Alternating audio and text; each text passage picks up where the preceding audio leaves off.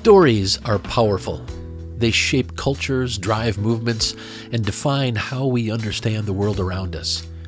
But what happens when those stories are used not just to inspire, but to manipulate? What happens when the vision we're given for the future is less about inclusion and progress and more about control? Welcome to Mythologizing the Bible, where we'll be taking a look at 3 readings from the Christian Bible through the lens of sacred myth. As we reflect on the readings for the second Sunday in Lent, we're going to look beyond the traditional Christian narrative to uncover a few lessons that should resonate with all of us, regardless of our religious background or lack thereof. In this episode, we're diving into the ways religious stories have been used, sometimes for good, but many times for harm, and how understanding their power can help us think more critically about leadership, influence, and the messages we accept. We'll talk about the role of storytelling in shaping authority, the importance of having a clear and ethical vision for the future, and why effective leadership requires understanding an audience, not just preaching to them. Because here's the thing, the people who tell the stories set the course for what's to come. So the question we're asking tonight isn't just, what do these ancient stories mean? The question is, who is shaping the stories we believe now?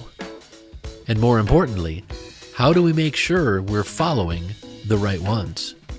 So grab a comfy seat, a glass of your favorite beverage, and let's look at some ancient stories together in this edition of Mythologizing the Bible, where we'll be exploring the readings for the second Sunday in Lent, Cycle C of the Roman Catholic Lectionary.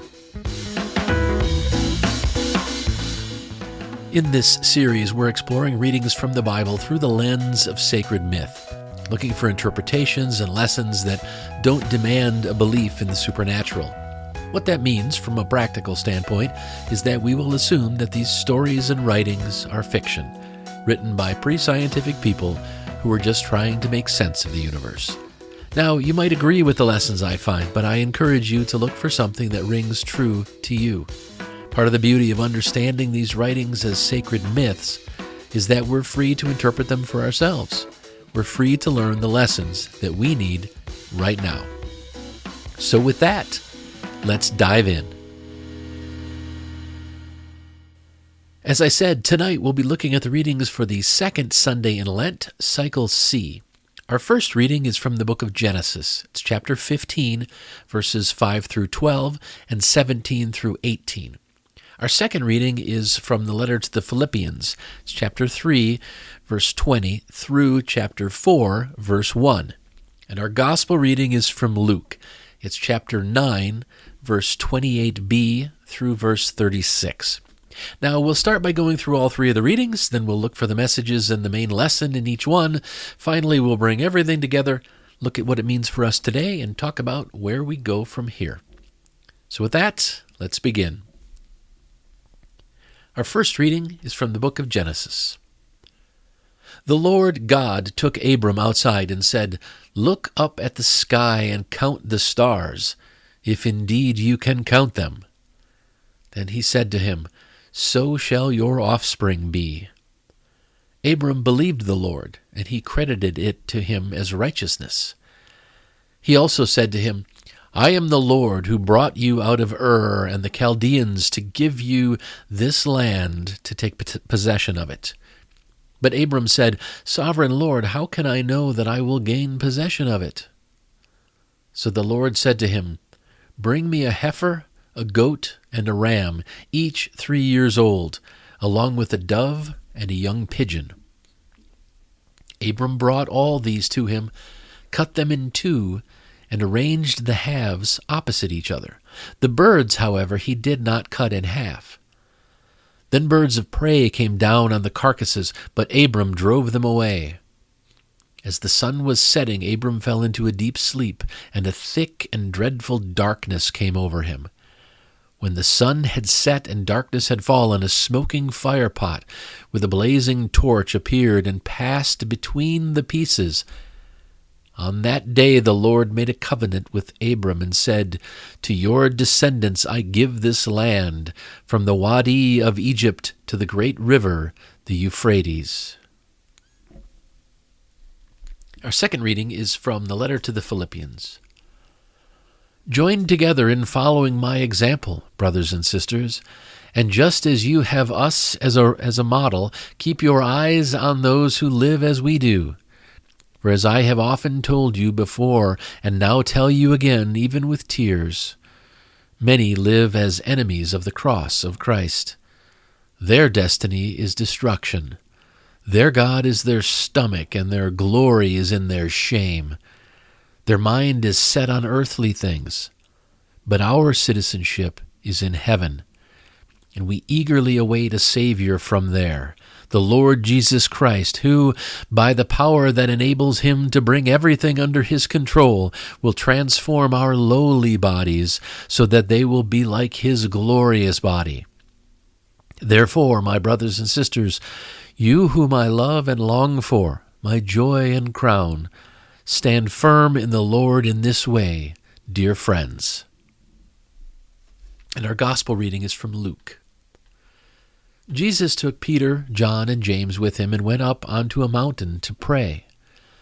As he was praying, the appearance of his face changed, and his clothes became as bright as a flash of lightning. Two men, Moses and Elijah, appeared in glorious splendor, talking with Jesus. They spoke about his departure, which he was about to bring to fulfillment in Jerusalem. Peter and his companions were very sleepy, but when they became fully awake, they saw his glory and the two men standing with him. As the men were leaving Jesus, Peter said to him, "Master, it is good for us to be here. Let us put up 3 shelters, one for you, one for Moses, and one for Elijah." He did not know what he was saying. While he was speaking, a cloud appeared and covered them, and they were afraid as they entered the cloud. A voice came from the cloud saying, "This is my Son, whom I have chosen. Listen to him." When the voice had spoken, they found that Jesus was alone. The disciples kept this to themselves and did not tell anyone at that time what they had seen. All right, so let's go back and take a critical look at these readings and see what learnings and lessons we can find if we dig around just a little bit. So our first reading was from the book of Genesis. And this story is pure mythology. An ancient people using grand narratives to justify their claim to someone else's land and their claim to power.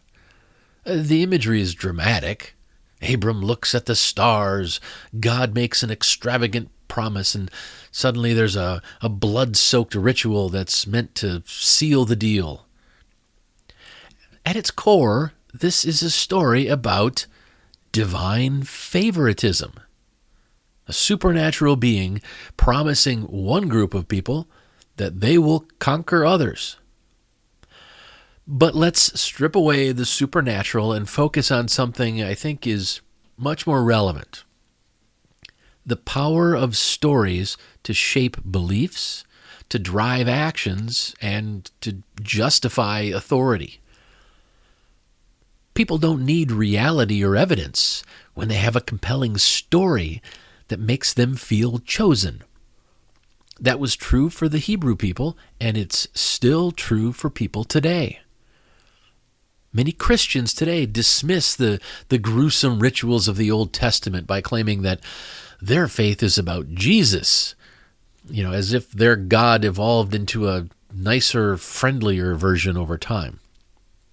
But this raises an issue that they rarely address. If God is unchanging, then how does a violent, war-approving deity suddenly become the God of love and forgiveness? The theology of the Trinity means that the God of the Old Testament and Jesus of the New Testament are one and the same, which makes for an awkward contradiction. The reality is that these stories reflect human perspectives at different points in history. They don't reflect divine revelation. And that's the danger. When people insist that their religious stories are more than just stories, they start shaping laws, policies, and power structures around those stories. Sometimes, most of the time, with disastrous consequences. We see the same phenomenon today with modern conspiracy theories. From QAnon to election fraud lies, people don't need facts. They need a story that makes them feel special, feel chosen, or makes them feel persecuted. And when that story is repeated enough times, it becomes the truth for them, no matter how much real-world evidence says otherwise. The people who wrote Genesis were doing exactly what modern propagandists do, or crafting a compelling story that unites a group, gives them a sense of purpose, and justifies their ambitions.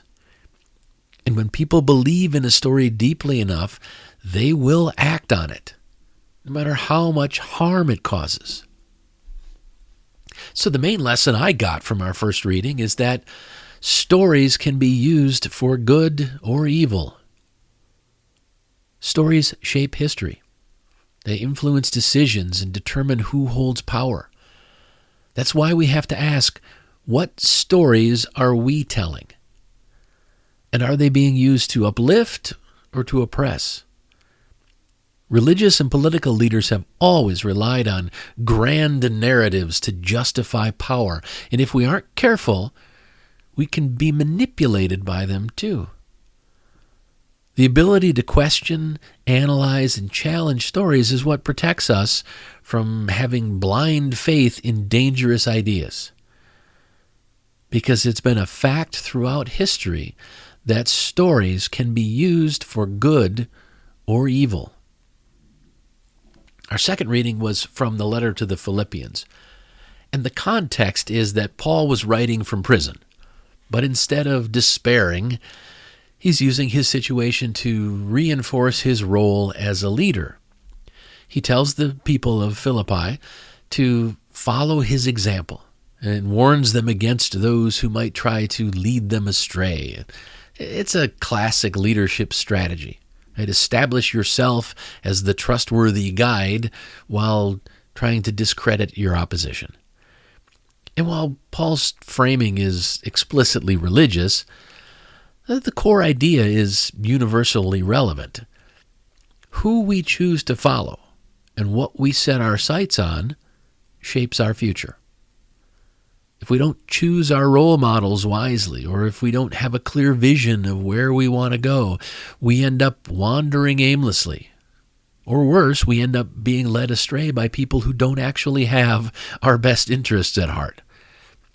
Now, there's an irony in Paul asking people to model their lives after him while he's literally in prison. If you take it at face value, it's like saying, want to live your best life? Follow me. Straight into captivity. But his deeper point is one that resonates even outside of faith. Sometimes working for the common good requires personal sacrifice. There are countless examples throughout history of people who have endured hardships to fight for justice, equity, and human rights. They weren't perfect, but they had a vision for the future, and that vision gave them resilience. So whether it's Paul's vision of an afterlife or a humanist's vision of a more just world, the principle is the same. Having a goal beyond personal gain gives people the strength to push through adversity. What Paul seemed to understand, whether he was aware of it or not, is that people need hope to keep going. Whether that hope is framed as a supernatural reward or a better world for future generations, it serves the same psychological function. A strong vision inspires resilience, and good role models help bring that vision to life. This isn't about blind allegiance to authority. It's about choosing leaders whose values align with our own and who can guide us toward something meaningful. So the main lesson I got from our second reading is that we need good role models and a clear vision for the future. The world is full of people offering leadership, but not all of them deserve to be followed. If we want to build a better future, we need to be intentional about the role models we choose and the vision we work toward. Do we follow people who promote justice, integrity, and the common good? Or do we get caught up in the promises of the people who only serve themselves? The choice matters because we need good role models and a clear vision for the future. Okay, our final reading was from the Gospel of Luke. And this is the story of the Transfiguration, which is one of those classic mythological moments in the Gospels. Jesus suddenly glowing, Moses and Elijah making a guest appearance, and a divine voice booming from the clouds. If this had actually happened, it seems very unlikely that Peter, John, and James would have just kept quiet about it, only for some anonymous gospel writer to document it decades later. Instead, what we likely have here is a carefully crafted story designed to communicate something specific to its original audience. The early Christians were trying to establish Jesus' credibility. And what better way to do that than to connect him with the two greatest figures in Jewish history? To a Jewish audience, linking Jesus to Moses, the lawgiver, and Elijah, the prophet, would have made perfect sense. It gave Jesus the weight of tradition and authority, whether or not the event itself ever actually happened. This is a great example of how messaging changes based on the audience. The author of this gospel knew that their audience would respond to these connections, just like modern politicians and religious leaders know how to craft messages that appeal to their followers. The story also includes a significant theological shift. When the voice from the cloud declares, "This is my son, whom I have chosen," it reflects an early belief that Jesus was a man chosen by God, not God from the beginning of time. That's a very different take from later Christian theology, which claims Jesus has always been divine. Again, this was about understanding the audience. Early Christians, well, they were still figuring out what they believed about Jesus, and the messaging was adapted over time. So, what does this mean for us? Well, it means that words, especially persuasive words, are never random. They're shaped by context, by audience, and by the needs of the people writing them. The effectiveness of a message isn't just about what is being said, but who is hearing it and how they are meant to understand it. That's why it's so important to question what we hear. We need to consider who the message is meant to persuade, and we need to recognize when words are being used to shape belief rather than being used to simply inform. So the main lesson I got from our gospel reading is that words are more effective when you understand your audience. If I want to be effective at communicating, if we want to be effective communicators, we have to understand our audience. Whether we're having conversations, writing, or leading, the way we frame our words matters. And if we want to be critical thinkers, we need to recognize when messaging is designed to manipulate rather than enlighten. The gospel writers knew how to craft a message to persuade their audience. So do modern politicians, influencers, and religious leaders. If we don't stop and analyze the messaging around us, we might get swept up in a narrative that definitely isn't true. We need to remember that words are more effective when you understand your audience. All right, let's review the lessons we've talked about so far. In our first reading from Genesis, the main lesson I came away with was stories can be used for good or evil. In our second reading from Philippians, the main lesson I got was we need good role models and a clear vision for the future. And finally, the main lesson I got from our gospel reading was words are more effective when you understand your audience. A good leader doesn't just demand authority. They inspire people with a vision that's communicated clearly, and they provide role models to guide the way. That's why storytelling is so powerful. The right narrative can unite people. It can clarify values and drive meaningful action. But it can also be used to deceive, to manipulate, and control people. Leadership isn't just about having a message. It's about knowing how to communicate it effectively and ethically. That means understanding the audience. It means recognizing what resonates with them. And it means using words that encourage critical thinking instead of blind allegiance. Be very cautious when a leader's words lean towards blind allegiance.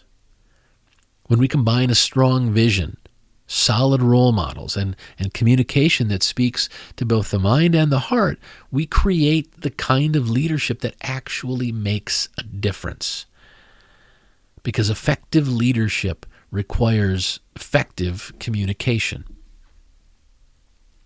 So let's step back and take another look at these readings overall. See if we can figure out what these messages really mean to us in our daily lives.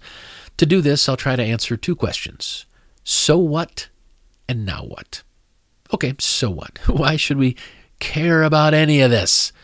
Well, we should care about this because if we don't pay attention to the way stories are being told and to the vision that they're shaping, we risk letting manipulative leaders define the future for us. Right now, too many Christian leaders are twisting their own sacred texts to create narratives that aren't about love, compassion, or justice. They're narratives about power, control, and exclusion. And the scariest part is that they've become really good at selling these stories to well-meaning people who don't even realize they're being manipulated. This is important because we need to recognize that messaging matters. The way a story is told can shape what people believe and how they act. Christian nationalists are using biblical language to justify their authoritarian agenda, spinning a version of Jesus that looks nothing like the one who preached about caring for the poor and welcoming the outcast. If we want to counter this, we have to craft better stories, ones that emphasize justice, empathy, and our shared humanity. We should care about this because we need to offer better role models. It's not enough to just call out the hypocrisy. We have to show people what real integrity looks like. Right now, too many so-called leaders claim to be standing for Christian values while spreading fear and division. We need to lift up voices that actually embody kindness, accountability, and truth, whether they come from religious traditions or secular perspectives. This is important because we have to challenge the false us versus them mentality. Manipulative leaders thrive on division. They tell their followers that liberals hate Christianity or that progressive values are a threat to faith itself. It's nonsense, but it works because it isolates people from ideas that might challenge their worldview.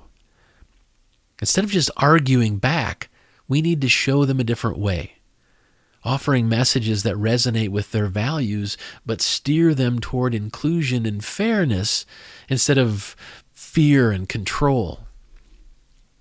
We should care about this because if we want to reach people who have been pulled into these distorted narratives, we might need to meet them where they are.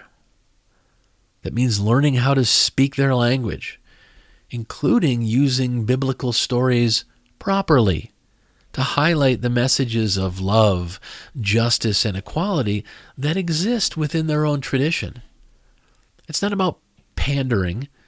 It's about demonstrating that the future doesn't have to be built on fear and exclusion. It can be built on integrity, wisdom, and on the kind of leadership that truly serves the common good.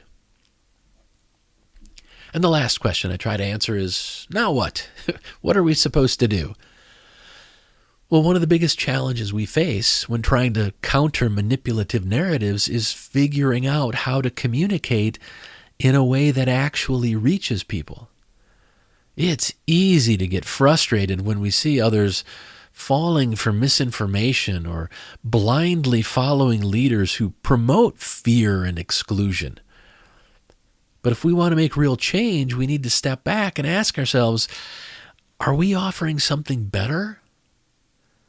Are we telling stories that inspire? Are we offering role models who uplift? Are we shaping a vision of the future that people actually want to be a part of? Well, that starts with self-reflection. So with that in mind, here's your question for the week. Who are the role models? And what are the stories or messages that have most shaped your values? And are they still the ones you want guiding you? It might sound like a simple question, but really take some time with it. Think about the people who have influenced your worldview. Think about the narratives you've embraced and the values you hold most dear. Are they aligned with the kind of world you want to build? Are they based on truth, compassion, and justice, or have they been shaped by fear, by division, or maybe outdated beliefs? For many, many years, I was truly impressed by theologians and apologists who just seemed to know everything about Christianity and Catholicism.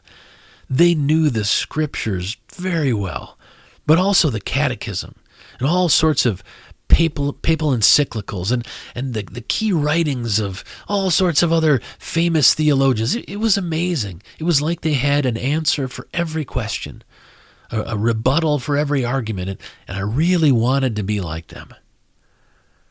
But it wasn't because I wanted to do anything good.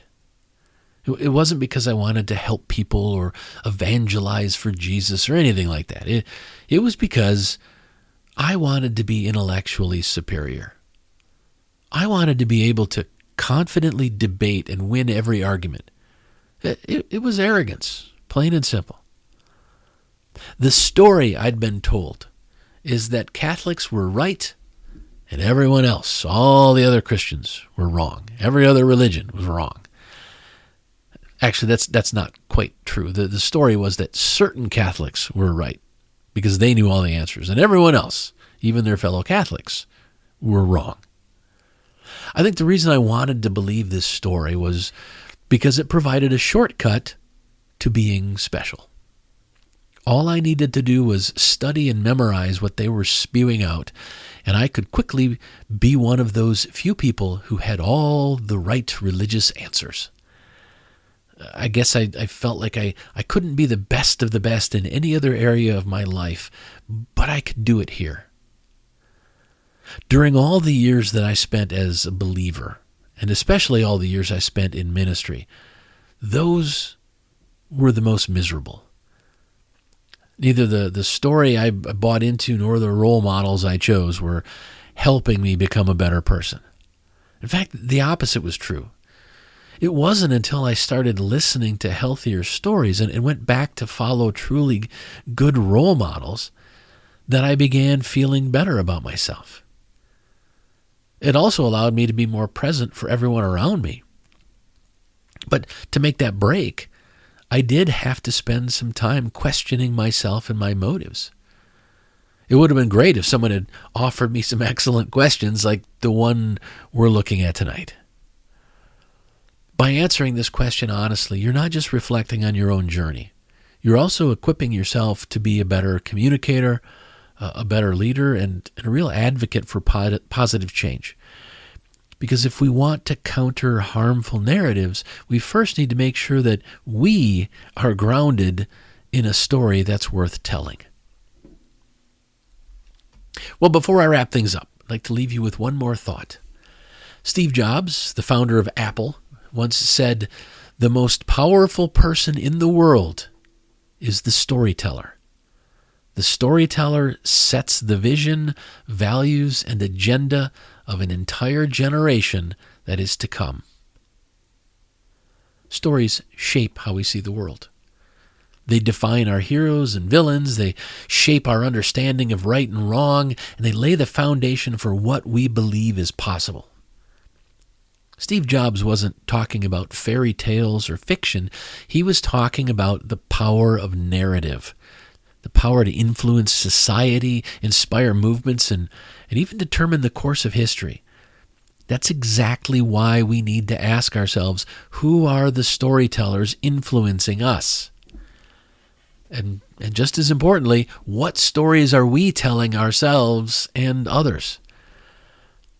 If the most powerful person in the world is the storyteller, then we need to be intentional about which stories we choose to believe and which ones we choose to reject. Are the stories that are shaping our worldview based on truth and empathy and shared humanity? Or are they designed to divide, manipulate, and control? That's where our question for the week comes in. By reflecting on who has shaped our values and whether those influences are still serving us, we can take back control of our own narrative. Because if we don't tell better stories, someone else will. And history has shown that when fear-based, exclusionary narratives go unchallenged, they don't just shape opinions, they shape laws, policies, and entire societies. If we want a better future, we need to be the ones setting the vision, the values, and the agenda, not the people who distort stories for their own power.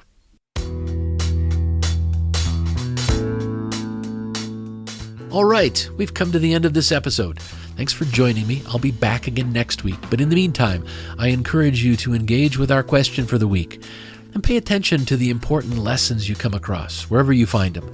You'll create a more purposeful and joyful life, and you'll start to feel more connected to the world and the people around you.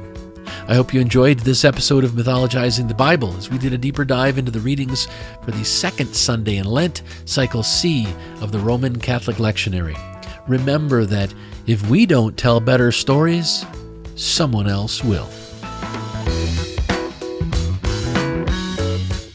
The Bible readings used for this episode are from the Holy Bible New International Version, NIV, copyright 1973, 1978, 1984, 2011 by Biblica Inc., used by permission, all rights reserved worldwide.